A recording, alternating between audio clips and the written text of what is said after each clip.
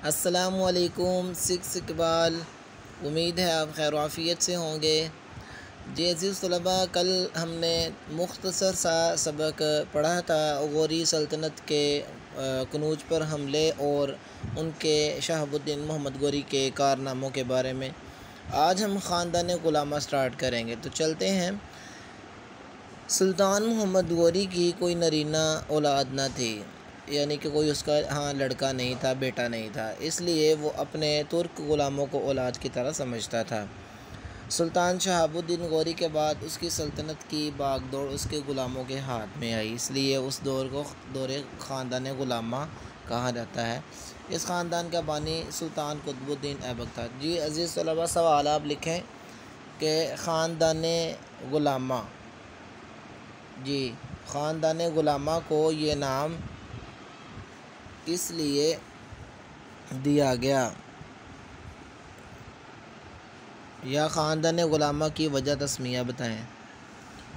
उसके बाद है आज का हमारा जो टॉपिक है कुतुबुद्दीन ऐबक के बारे में, उसके कारनामों के बारे में और उसकी फ़ौजी मुहिम्मात के बारे में, उसके तारुफ़ के बारे में जो आज हमने पढ़ना है।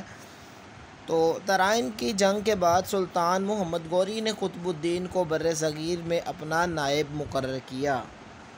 सुल्तान शहाबुद्दीन मोहम्मद गौरी ने कुतुबुद्दीन को बर्रे सग़ीर में अपना नायब, जो पीछे आपने ये पढ़ा है, ये वाला सुल्तान शहाबुद्दीन मोहम्मद गौरी, इन्हीं को मोहम्मद गौरी कहा जाता है, तो अपना नायब मुकर्रर किया और ख़ुद वापस गज़नी चला गया।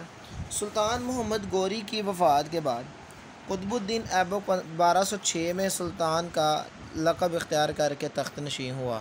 वो पहला मुसलमान बादशाह था जिसने दिल्ली को दारुल सल्तनत बनाया। अज़ीज़ तलबा, याद रखें, दिल्ली जो है ना, दिल्ली ये शुरू ही से हिंदुस्तान की राजनीति रही है कि दारुल सल्तनत रहा है, और दिल्ली को सबसे पहले जो हाकिम दारुल हुकूमत बनाने वाला है वो मुसलमान है। 1206 में सुल्तान का लक़ब इख्तियार करके वो पहला मुसलमान बादशाह जिसने दिल्ली को दारुल सल्तनत बनाया और हिंदुस्तान में बाकायदा मुस्लिम हुक्मरानी का आगाज़ हुआ। ये मैं बात रिपीट कर रहा था, इसलिए मैंने ये जल्दी बोली है। उसने मफतूहा इलाक़ों के नज़्म व नस्क और अमन व अमान की बहाली की तरफ ख़ुसूसी तवज्जो। सुल्तान कुतुबुद्दीन ऐबक एक मुदब्बिर हुक्मरान था। मुदब्बिर यानी तदबीर करने वाला, बड़ी प्लानिंग करने वाला।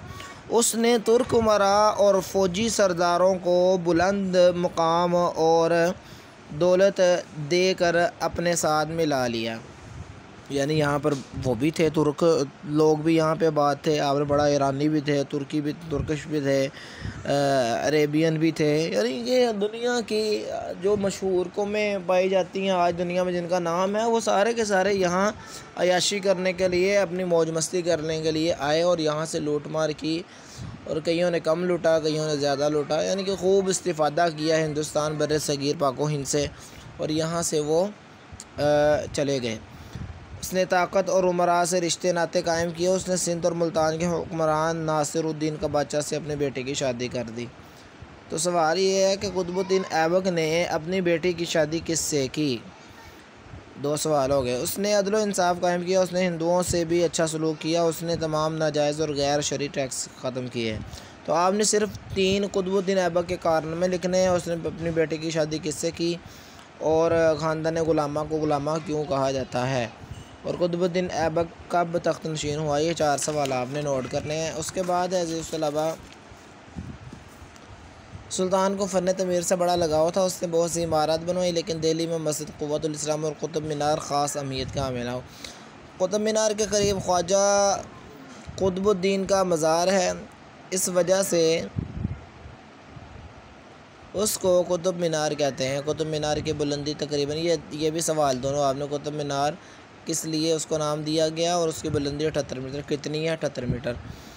78 मीटर। कुतुबुद्दीन ऐबक 1210 ईस्वी में लाहौर में चौगान पोलो खेलते हुए घोड़े से गिर कर फोत हो गया और उसका मकबरा नारकली लाहौर में है। तो आपने इसको याद करना है मुकम्मल, और इसके जो मैंने आपको 4 सवाल बताए हैं वो आपने अपनी नोटबुक पे नोट करने हैं। अस्सलाम वालेकुम।